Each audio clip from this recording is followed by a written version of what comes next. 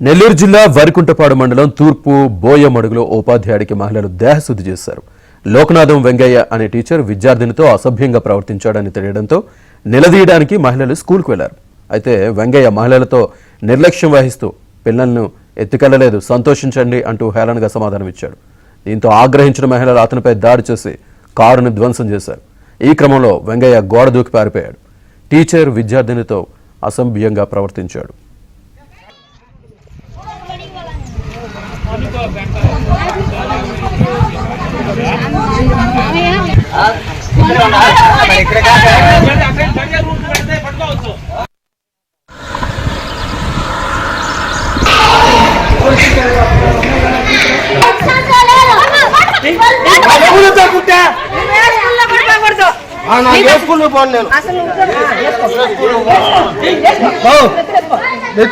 చచ్చిపోతా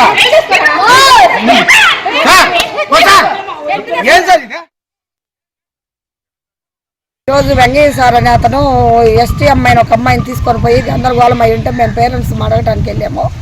వెళ్తే మీ పాపం దేశపోలేదు, సంతోషించండి అని మా మేము కలబడి మమ్మల్ని ఇనప రాడ్లు తీసుకొని పొడవ పోయేసరికి గ్రామస్తులందరూ గలబా చేశారు. అతను పరారు.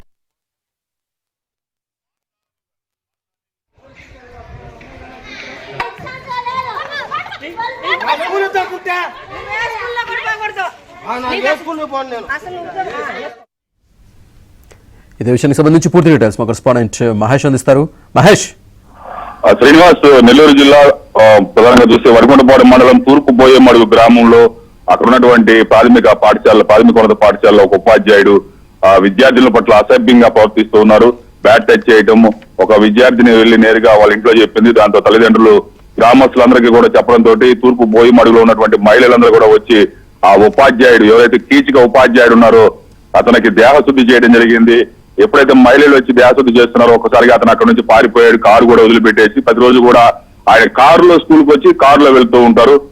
ఆ కారు వాళ్ళ ఆగ్రహానికి, అంటే వాళ్ళ ఆగ్రహం కట్టలు తెగింది. ఒక్కసారిగా ఒక చిన్న పిల్లల పట్ల అసభ్యంగా, అభంశుభం తెలియని పిల్లల పట్ల అసభ్యంగా ప్రవర్తించడం, బ్యాట్ టచ్ చేయడం అంతా కూడా వాళ్ళు చాలా సహించారు. ఈ రోజు ఒక్కొక్కరు కూడా ఒక్క విద్యార్థిని మొదట తల్లిదండ్రులకు చెప్పింది. ఆ తర్వాత విచారణ జరిపే కొద్దీ కూడా ఎంతో మందిని ఇదే విధంగా బ్యాట్ టచ్ చేస్తూ అసభ్యంగా ప్రవర్తిస్తూ ఒక ఉపాధ్యాయ వృత్తికే కళంకం తెచ్చినటువంటి పరిస్థితి ఉంది.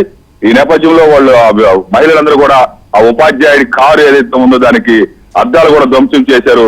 మొత్తం మీద ఉపాధ్యాయుడు అయితే పరారీలో ఉన్నాడు. ఇతను విద్యాశాఖ అధికారులు కూడా గ్రామస్తులు ఫిర్యాదు చేశారు. విద్యాశాఖ అధికారులు విచారణ చేపడుతున్నారు. విద్యార్థులందరూ కూడా గ్రామస్తులతో మనం మాట్లాడినప్పుడు వాళ్ళు ఒకటే చెప్తున్నారు, ఇది చాలా రోజులుగా ఇదే విధంగా ఎవరైతే విద్యార్థుల్ని మనం ఏదో వాళ్ళ పిల్లలు చదువుకుంటే వాళ్ళు జీవితంలో భవిష్యత్తులో ముందుకు వెళ్తారని పాఠశాలకు పంపిస్తూ ఉంటే ఈ విధంగా ఉపాధ్యాయుడు తన విధులు మరిచి అసభ్యంగా ప్రవర్తిస్తూ కీచుకుల్లా వ్యవహరిస్తున్నారని చెప్పి గ్రామస్తులందరూ కూడా ఆగ్రహం వ్యక్తం చేస్తున్నారు. ఆ ఉపాధ్యాయుడి పైన కఠినమైన చర్యలు తీసుకోవాలని వాళ్ళంతా కూడా డిమాండ్ చేస్తూ ఉన్నారు. Srinivas. Right Mahesh, thank you.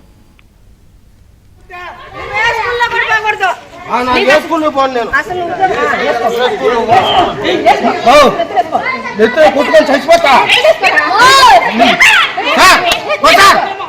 ఏం సార్ ఇదే?